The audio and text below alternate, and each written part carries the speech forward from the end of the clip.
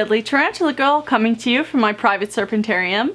Tonight I am going to do the first pairing with the HMAC from Ronald Cross. He sent me a mature male. I have several females. You guys have seen me do this before. This is one of my arboreal breeding chambers and I have never observed this species breed. I have reproduced them multiple times, but what I have found is that you need to just cohabitate them and then leave them alone. HMAC are not super quick to cannibalize, but of course it's, you know, anything's possible.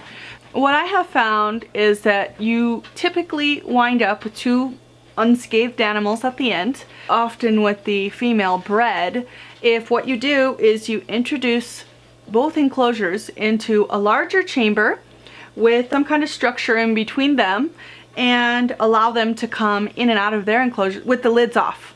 Then you close the top and leave them alone. They both kind of have their space. They tend to work it all out on their own.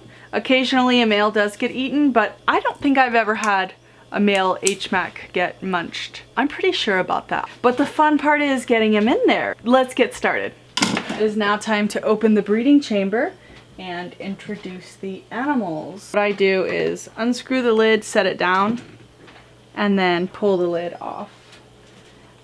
There is mulch at the bottom of this. I make sure it is fairly wet.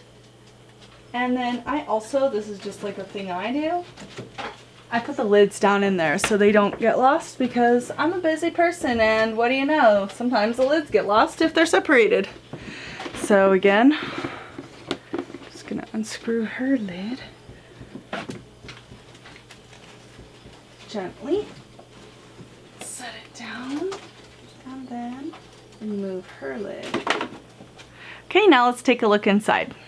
Here I have my male enclosure, actually Ron's male. Here I have my female, and you can see she's been in there for a while. She's got some nice intense webbing because that's been her home. I've got a nice little barrier structure. It's more of a visual barrier for them, and I'm actually gonna add a nice big tube of cork so they have some neutral territory. And then again, I'm gonna make it rain, baby. For me, it's been successful in the past to simulate a rainy season. And since I've learned that, that is what I do now. They're all nice and fresh and showered.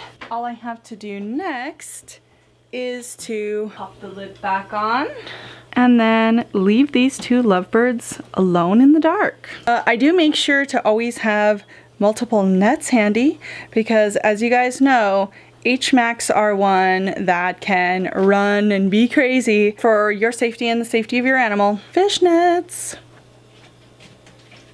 Well, that was exciting. There's never a dull moment when you're working with HMAC. What I'm gonna do now is turn out all the lights, get some cool air flowing, and check on them tomorrow morning. Fingers crossed for this pairing, and hopefully we'll be seeing some egg sacs soon. Let me know if you think I'm gonna be successful or if I'm gonna epically fail at this breed, and say a little prayer for Ronald's male because his life is in peril right now. Hope you guys like this one, and I'll see you guys soon.